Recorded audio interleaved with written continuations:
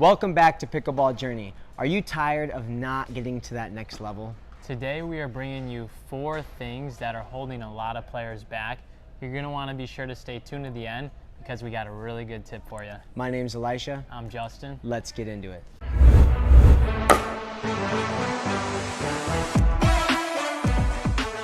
You see pros all the time with such soft hands. They look so good out there hitting the ball. And you're thinking, I'm squeezing the paddle so tight, or it feels so loose in my hand. And that's something that we see hold a lot of 3-0, 4-0 players back, is they don't know how to hold the paddle right. So we want to not only have, a soft, loose grip, but we want it to be secure. So one thing we say, a little phrase, we say, keep the pinky tight and the other fingers light. So you're keeping your pinky on the bottom a little bit tighter, and then these other fingers you can keep pretty loose and let them hang there. You're just kind of wrapped around the grip, and then you got a really nice feel. The paddle's secure, but you've got soft hands as well. One thing pro players do that 3-0 and 4-0 don't do is they hit the ball clean so often. One thing holding players back is mishitting the ball. So they're mishitting it off the center a lot.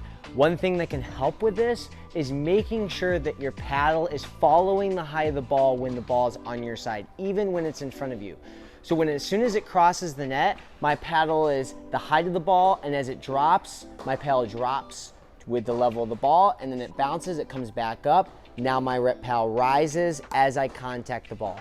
So I'm not leaving my paddle up, waiting, it bouncing, and then I'm going for it, because then it's a quick action and I'm most likely gonna mishit the ball. Real quick, we've been nominated for Content Creator of the Year. This is a great way to support us if you enjoy our content. You can go vote. There's a link in the description below. Let's get back to it. Major things that holds a lot of players back is fear of the kitchen line.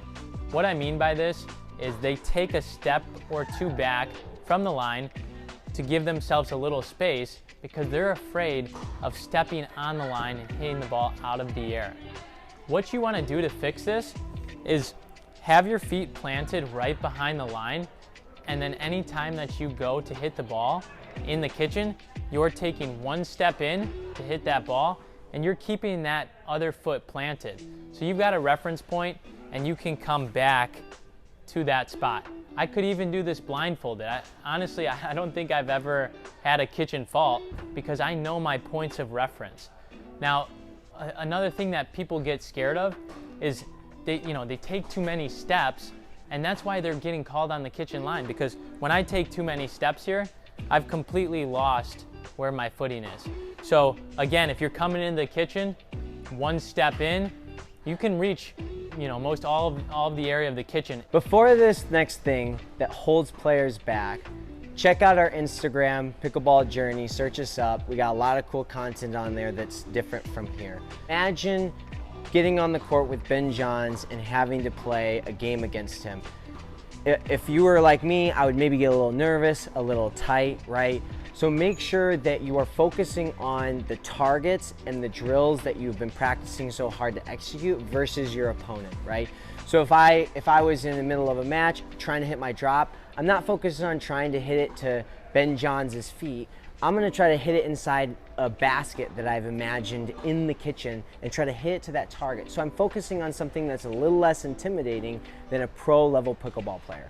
Thanks so much for watching, and thanks to Engage for sponsoring this video. Be sure to check out the link in the description if you want 20% off any Engage paddle.